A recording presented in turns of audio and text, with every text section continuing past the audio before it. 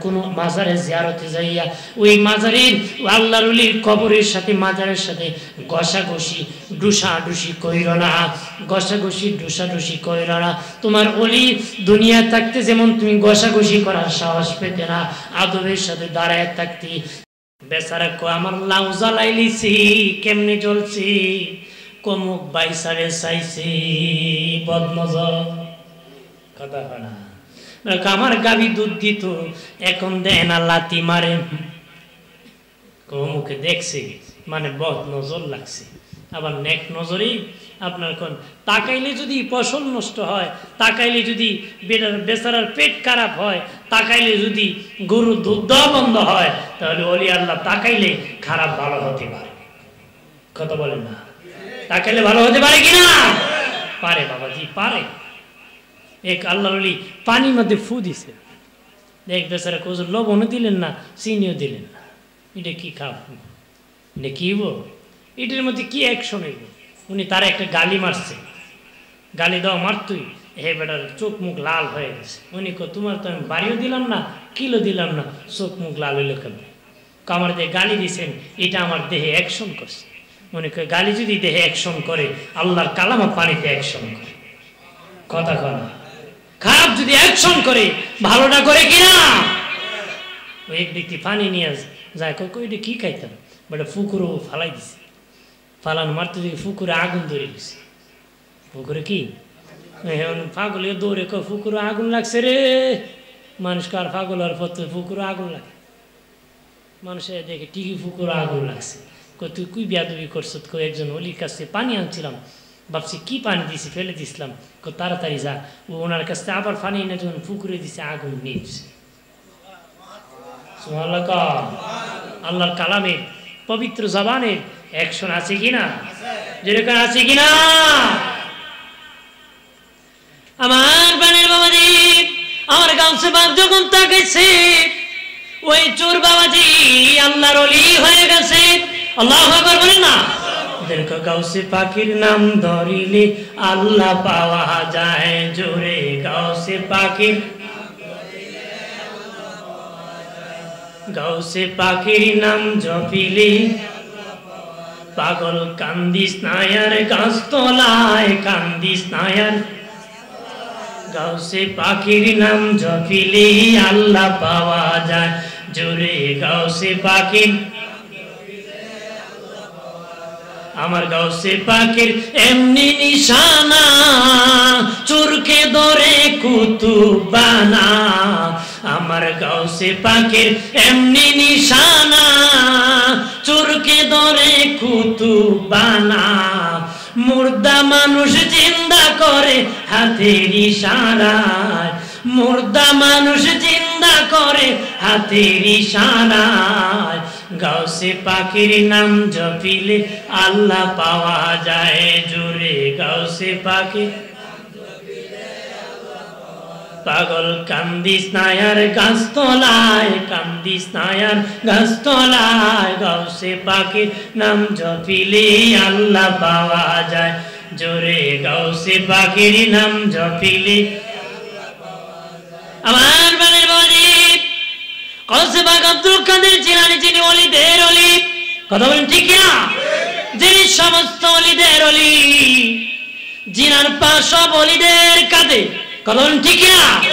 আর আল্লাহ নবীর কদম যার কাঁধে, দয়াল নবীর কদম যার কাঁধে, আর যার পা সব ওলিদের কাঁধে, যিনি সমস্ত ওলিদের ওলি, অলিকুল শিরোমণি গাউসে পাক আব্দুল কাদের জিলানী, মাহবুবে সুবহানি, কুতুবে রব্বানি, শেখ সৈয়দ মহিউদ্দিন আব্দুল কাদের জিলানী আল গিলানী রাদিয়াল্লাহু তাআলা আনহু।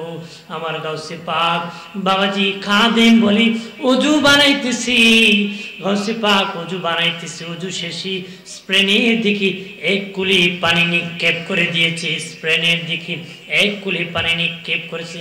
খাদেম দেখে বলে, ওগো উস্তাদ জি কেন গো এইদিকে এক কুলি পানি নিক্ষেপ করে দিয়েছো? উনি কই স্পেনের একজন আলেম নাম আন্দালুসি, ও আমার সম্পর্কে বাজে মন্তব্য করত, আমাকে নিয়ে মন্তব্য করত। আমার আল্লাহ বলেছেন যারা আমার ওই বিপক্ষে যাবে তাদের বিপক্ষে আমার যুদ্ধ ঘোষণা হবে। আমার আল্লাহ তার যুদ্ধ ঘোষণা করছে তার বিপক্ষে, লানত এসে গেছে। যুদ্ধ ঘোষণা মানে বেঈমান হয়ে যাবে, প্রদ্ভষ্ট হয়ে যাবে। ওই আন্দালুসি বেঈমান হওয়ার পথে চলে গিয়েছে। এক ইহুদির সাথে তার সম্পর্ক লেগে গেছে, ভালোবাসা লেগেছে, তার বোনকে সে পছন্দ করেছে। ওই ইহুদি তাকে শর্ত দিয়েছে, তুমি যদি আমার বোনকে বিয়ে করতে চাও ইহুদি হতে হবে। একটু চিল্লায় বলে নাউজুবিল্লাহ। গাউসে বাগ রেখে বলেন সে বেঈমান হওয়ার পর্যায়ে চলে যেতেছে। আমি দেখলাম এই লোকটা জাহান্নামী হয়ে যাবে আমার নবীর উম্মত। এই জন্য আমি কিছু হেদায়েতের পানি নিক্ষেপ করে দিয়েছি, আল্লাহ যেন তার চোখের পর্দা খুলে যায়। ঠিকই কিছুদিন পরে ওই লোকটা আমার গাউসে বাকের দরবারে আসি তওবা করে মুরিদ হয়ে গেছে। হুজুর ওই দিন যদি পানি নিক্ষেপ না করতেন আমার চোখের পর্দা খুলতো না, আজকে আমি আপনার দরবারে খাঁটি মুমিন হতে পারতাম না গো। সুবহানাল্লাহ বলি, আর জোরে বলি। আমার বাবাজি খেয়াল করেন ভালোভাবে বাবাজি, ওলি আল্লাহর দরবার, মাফের দরবার। অনেকে বলে ওলির দরবারে যাওয়া বেদাত, ওলির দরবারে বেদাত না বাবাজি। ওলি আল্লাহর দরবারে যাওয়া নবীদের সুন্নত। কথা বলা কার সুন্নত? নবীদের সুন্নত, নবীদের সুন্নত বাবাজি। মুসা নবীকে আল্লাহ বলেছিলেন খিজিরের কাছে যাও, খিজির কি বলেন নাই মুসার কাছে আসো। খিজির হলেন ওলি, মুসা হলেন নবী। অবশ্যই নবীর দাম বেশি, অবশ্যই নবীর দাম বেশি, ওলির দাম কম। কিন্তু বাবাজি আমার আল্লাহ দলিল বানানোর জন্য নবীকে পাঠাইছি। ওলির বড় কাজ দলিল হবে না, নবীর ছোট্ট কাজটা দলিল হবে। এই জন্য মুসা নবীকে খিজিরের কাছে পাঠাইয়া দলিল সাব্যস্ত হয়। বাবাজি ওলি আল্লাহর দরবারে যাওয়া নবীদের সুন্নাত। ওলি আল্লাহর দরবারে যাওয়া নবীদের কি? ভাইরা আমার খেয়াল করেন, একজন আল্লাহর ওলি ইন্তেকালের আগে যত পাওয়ার থাকে বাবা, ইন্তেকালের পরে তার 80 গুণ পাওয়ার আরো বেড়ে যায়। 80 গুণ কি? মিশকাত শরীফের ইস্তিগফার অধ্যায় একটা হাদিস আছে। হাজিরিন অনেকে বলে ওলি আল্লাহর দরবারে যাওয়া যাবে না, যাওয়া লাগে না, যাওয়ার নিয়ত করেছে যেতে পারে নাই, আল্লাহ মাফ করে দিছে। সুবহানাল্লাহ। মিশকাতুল মাসাবির ইস্তিগফার অধ্যায় একটা হাদিস এসেছে। এক ব্যক্তি 99 খুন করেছে, 99 খুন করে এক ব্যক্তির কাছে যায় বলে ভাই আমি 99টা খুন করেছি, আমার কি ক্ষমা হবেনি? ওই লোক সর্বনাশ, 99 খুন করেছো, কেমনে রে তোকে আল্লাহ মাফ করবি? সে কতি গড় মিল রেখে লাভ নাই, 100 মিল করে ফেলি। ওই লোকটাকে সে হত্যা করেছে, নিরপরাধী লোকটাকে সে হত্যা করে 100টা খুন পূরণ করছে। আরো কিছুদিন পরে তার অনুভূতি হলো বাবাজি, সে একটু ভয় পেতে শুরু করলো। আহারে 99 খুন করেছি, শেষে একটা ভালো মানুষকে খুন করেছি, কি করতে পারি? এক লোকের কাছে যায় বলে ভাই এইভাবে আমি খুন করেছি, অপরাধ। ওই লোকটা বলে ওই এলাকায় একজন আল্লাহর ওলি আছে, তার কাছে গেলে ক্ষমার ব্যবস্থা হতে পারে। সে খলুসিয়াত ভাবে ইখলাস নিয়ে ওলির দরবারে যাওয়ার জন্য নিয়ত করে রওনা করছে। সুবহানাল্লাহ কইবেন না? ওলি আল্লাহ যাওয়ার জন্য নিয়ত কি? নিয়ত করে। অনেকে নিয়ত করে যাওয়া শিরিক, নিয়ত করে যাওয়া কি হারাম, নিয়ত করে যাওয়া কি? হাদিস হলো মসজিদের লাগাই দিছে মাজার। হাদিস হলো কি? হাদিস হলো বাবাজি মক্কা মদিনার 3 মসজিদ ব্যতীত, মসজিদ নববী, মসজিদে হারাম, মসজিদে আকসা, 3 মসজিদ ব্যতীত বাকি দুনিয়ার কোন মসজিদে বেশি সওয়াবের উদ্দেশ্যে নিয়ত করা হারাম। এই হলো হারাম। এই হলো কি ওই 3 মসজিদ ব্যতীত বাকি দুনিয়ার কোনো মসজিদে বেশি সওয়াবের উদ্দেশ্যে, যেমন এইখানে আপনার আখাউড়াতে যদি কই মসজিদে নামাজ না পড়ে আমি বাইতুল মুকাররমকে নামাজ পড়ব বেশি সওয়াব হইব, এমন নিয়ত করা হারাম। এমন নিয়ত করা কি ওই হাদিসই লাগাই দিছে, হয় নিয়ত করা মাজারে যাওয়া হারাম, খুঁজটা বই লাগাই দেয়, কথা হয় না। ধোঁকাবাজি ছাড়া আর কিছু হতে পারে, নিয়ত ছাড়া বান্দা কোনো কাজই করতে পারে না। নিয়ত করা যদি হারাম হয় বেয়া করবো কেমনে বেটা, ফটো পেয়ে এগুলা যাইতে করলি তো নিয়ত করে যাওয়া লাগবে, কথা বলেন ঠিক কিনা, যদি বলেন ঠিক কিনা। নিয়ত করা বান্দার কাজ, কবুল করা কার কাজ? আল্লাহ কবুল করে দিবে কে? আমার বাবাজি খেয়াল করেন ভালো করে, ওই গুনাহগার 100 খুনের খুনি আল্লাহর ওলির দরবারে যাওয়ার জন্য রওনা করেছে যাবে, বাবাজি রওনা করেছে যাবে। তখন কিতাবে এসেছি যাওয়ার পরে তার শরীরে যন্ত্রণা শুরু হয়েছে, ব্যথা, জমিনে শুয়ে গেছে গো।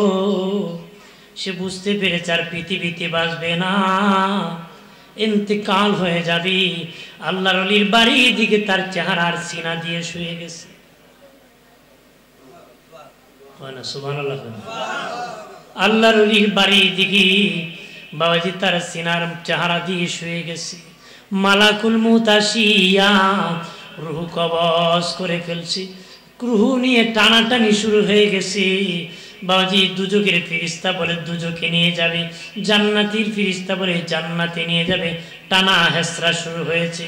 আল্লাহ বলেন থামো ফেরেশতারা, থামরে, টানাটানি করিও না, আমি আল্লাহ তোদেরকে একটা মাপকাঠি দিতেছি, স্কেল দিতেছি, তোমরা মাপ দাও। আমার বান্দা ওলির বাড়ির কাছাকাছি আছে না তার বাড়ির কাছাকাছি আছে, স্কেল দিয়ে মাপ দিয়ে দেখি লোকটা ওলির বাড়ির কাছাকাছি চলে গেছে। মূলত সে তার বাড়ির কাছাকাছি ছিল, আমার আল্লাহ তাকে ওলির বাড়ির কাছাকাছি নিয়ে গেছে। আরো ধরে বলি, আমার আল্লাহ ডেকে বলে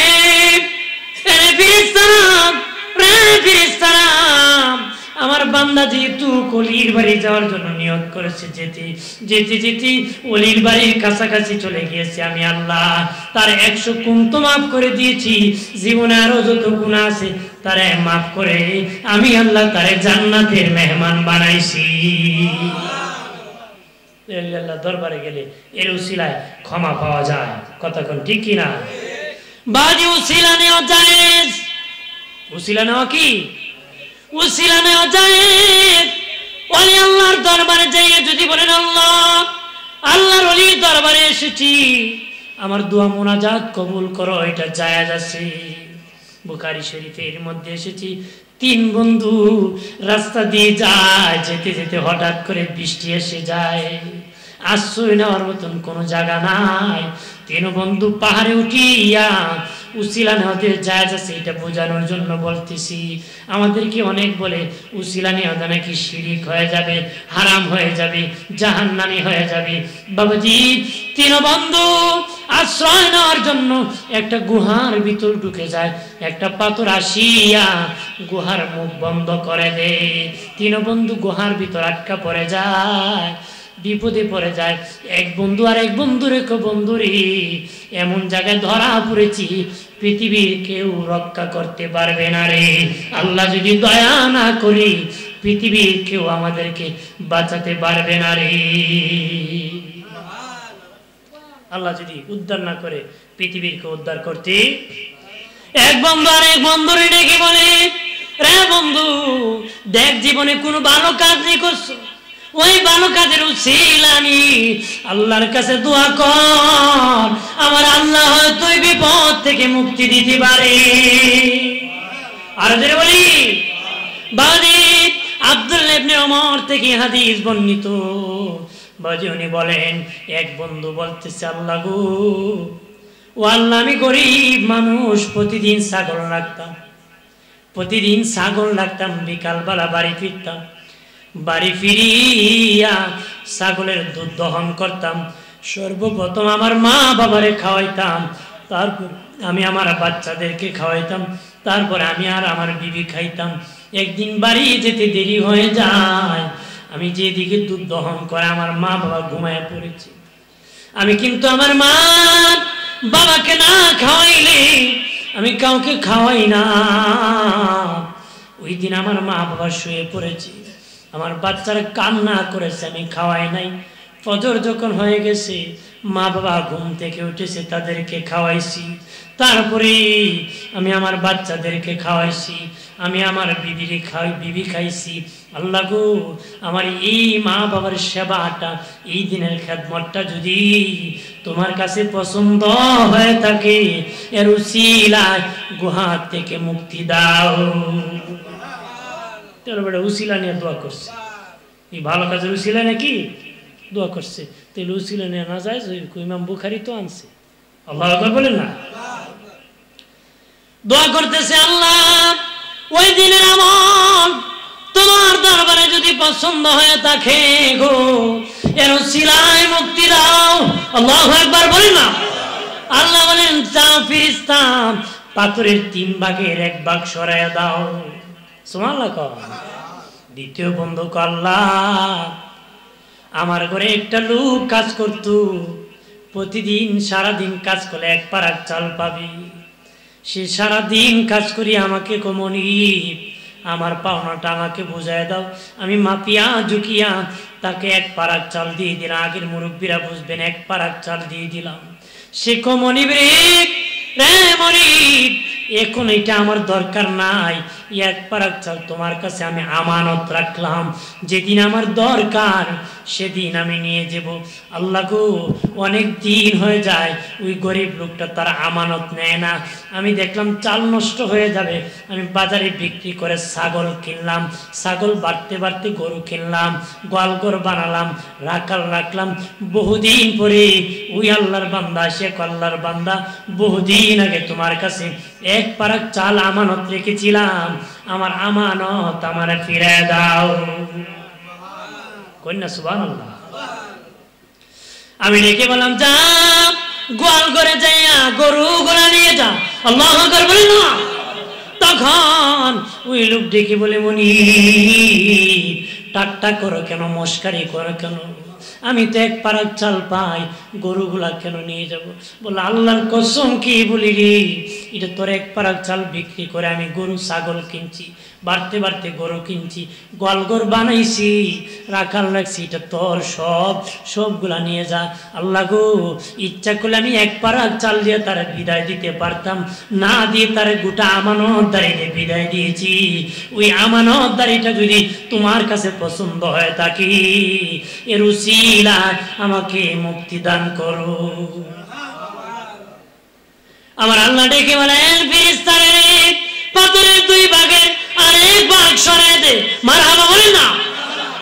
তৃতীয় বন্ধু ডেকে বলে, মালিক, আমার একটা চাচাতো বোন ছিল, আমি তারে বড় পছন্দ করতাম।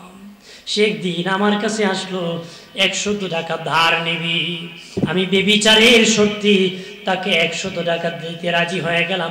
আমার বোনও এত বিপদে পড়ে ধার 100 টাকা নিতে রাজি হয়ে গেল।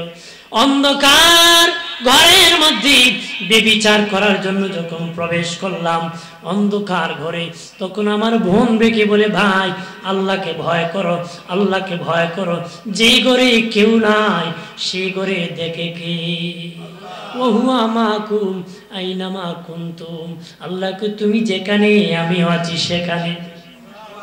আর জোরে ক, তুমি যেখানে আছো রে বান্দা বান্দি, আমি আল্লাহ সেখানে আছি। ডেকে বলে, ভাই ওই ঘরে তো আল্লাহ দেখতেছে, আল্লাহকে ভয় করো। তখন ডেকে বলে, আল্লাহ গো, সেদিন পৃথিবীর কেউ আটকাইতে পারতো না, ওই দিন তোমার ভয় আমাকে এই জিনার থেকে বাঁচিয়ে এনেছে। আমি জিনা করি নাই, ঘর থেকে বাহির হয়ে এসেছি। ওই দিনের ভয়টা যদি তোমার কাছে পছন্দ হয়ে থাকে, এর উসিলায় গুহার থেকে মুক্তি দাও।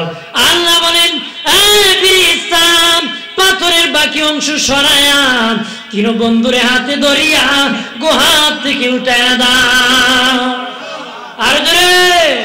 তাহলে বাবাজি ভালো কাজের উসিলা নিয়ে দোয়া করা যায়, আল্লাহ দোয়া মঞ্জুর করে। এই জন্য আমরা দোয়া করব, আল্লাহ কোরআন খতম করেছি, এর উসিলা দোয়া মোনাজাত করো। ওলি আল্লাহর দরবারে এসেছি, দোয়া মোনাজাত কবুল করো। ফাতিহা শরীফ পড়েছি, দোয়া মোনাজাত কবুল করো। কথা হয় না? এই উসিলা নিয়ে দোয়া করবা, আমার আল্লাহ দোয়া মোনাজাত আমাদের কবুল করবে। আল্লাহুম্মা সাল্লি আলা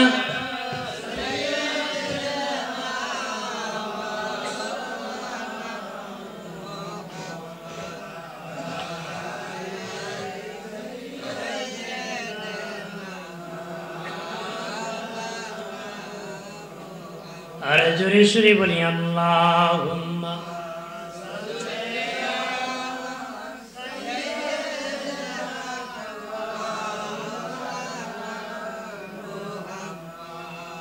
ওয়া আলা আলি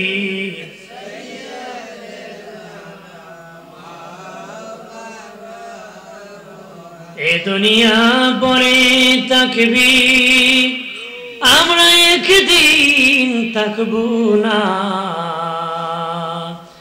যারে যারে কাঁদবি মন, কেউ না চাবি ফিরিয়া। আল্লাহ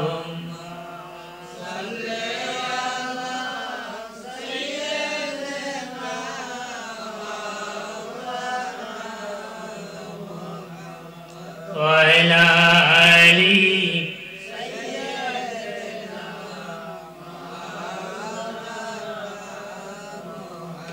এই জন্য ভালো কাজ করতে ইবলিস মানুষকে বাধা দেয়।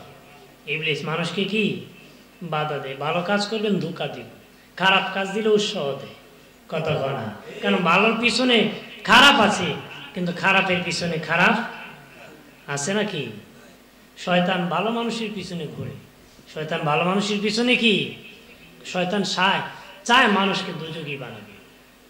মানুষকে কি বানাবে? আল্লাহর ওলি জুনায়েদ বাগদাদী রাহমাতুল্লাহ আলাইহির দরবারে শয়তান এসেছিল বাবাজি, ইবলিস এসেছিল। আসিয়া বলে, ওকে জুনায়েদ বাগদাদী, আমারে কি আল্লাহ ক্ষমা করবে না রে? এসে কি কয়, কো জুনায়েদ বাগদাদী, আল্লাহ কি আমারে ক্ষমা করব? আল্লাহর ওলি জুনায়েদ বাগদাদী রাহমাতুল্লাহ আলাইহি বলেন, ওরে শয়তান, মুসা নবী তো তোমারে বলেছিল তুমি আদমের কবরে এখনো ভালো আছো, সেজদা করো। তুমি যদি আদমের কবরে সেজদা করতে পারো, তাহলে হয়তো আমার আল্লাহ তোমারে মাফ করে দিতে পারে। শয়তানে কয়, জুনায়েদ বাগদাদী, আমি ভাবছিলাম তুমি বুঝি বড় আলিম, তুমি রে আমারে শিরিক শিখাও। তুমি কি শিখাও? শিরিক শিখাও। রে জুনায়েদ বাগদাদী, তুমি কি জানো না আল্লাহ ছাড়া কাউকে সেজদা করা যায় না? তুমি রে আমার এই আদমের কবরে সেজদার কথা বলো রে, তুমি রে আমারে শিরিক শিখাইতেছো। জুনায়েদ বাগদাদী রেখে বলে, ইবলিস রে, আল্লাহর হুকুম পালন করার নাম হলো গোলাম। আল্লাহ যেখানে সেজদার কথা বলি, সেই সেজদা হলো ইবাদত। যেখানে নিষেধ করি, এটা হলো শিরিক। আল্লাহ তোরে অর্ডার করেছিল আদমকে সেজদা করতে, তোরে কোনো ভালো আছে রে, আদমের কবরে সেজদা কর, আমার আল্লাহ তোরে ক্ষমা করে দিবি। হে কয়, জিন্দা আদমরে করছি না, মুর্দা আদমরে বুঝি সেজদা করি? নাউজুবিল্লাহ খান না, জোরে কা। তখন ডাক দেয়া কয়, তোর এলেম জুনায়েদ বাগদাদী, তোমার এলেম তোমারে বাঁচাই দিছে আমার কাছ থেকে। সুবহানাল্লাহ কা। আল্লাহর ওলি জুনায়েদ বাগদাদী রাহমাতুল্লাহ আলাইহি বলেন, না না, আমার এলেম না, আমার আল্লাহ দয়া করে আমাকে রক্ষা করেছে। দয়া করে কি রক্ষা করেছে বাবাজি। এই জন্য ওলি আল্লাহর এত পাওয়ার বাবাজি, বুজুর্গের এত পাওয়ার। বুজুর্গি এত পাওয়ার, বুজুর্গির সাথে ইবলিস যুদ্ধ করে পারে না। আলী রাদিয়াল্লাহু তাআলা আনহু বলেন, বুজুর্গির থেকে আদর্শ, তোমার আদর্শ থাকতে হবে, বুজুর্গি থাকতে হবে। আদর্শ না থাকলে বুজুর্গি টিকবে না। বাবাজি, বাবাজি, নবীর আদর্শ বুজুর্গি নিবেন বাবাজি। ওই বুজুর্গি কোনদিন ইবলিস তার ঈমান নিয়ে যেতে পারবে না বাবাজি, ইবলিস কোনদিন নিতে পারবে না রে। এই জন্য ওলি আল্লাহর দরবারে যাবেন, জিয়ারত করবেন, টাকা ছিটাইবেন না। আলা হযরত আজিমুল বারকা ইমাম আহলে সুন্নাত, ইমাম ইশকে মুহাব্বত আমার আলা হযরত বলেন, কোন মাজারে জিয়ারতে যাইয়া ওই মাজারের আল্লাহর ওলির কবরের সাথে মাজারের সাথে ঘষাঘষি ডুসাডুসি কইরো না, ডুসাডুসি কইরো না। তোমার ওলি দুনিয়া থাকতে যেমন তুমি ঘষাঘষি করার সাহস পেতে না, আদবের সাথে দাঁড়ায় থাকতে ঘষাঘষি ডুসাডুসি করে যেমন বেয়াদবি হইতো ঠিক আল্লাহর ওলির রোজা যাওয়ার পরে তার পাওয়ার আছে, তার ক্ষমতা আছে, তুমি যে তার মাজারে ঘষাঘষি করিও না। জিন্দা থাকতে যেমনি দাঁড়াইতে তার মাজারের পাশে তুমি তেমনি দাঁড়াবে।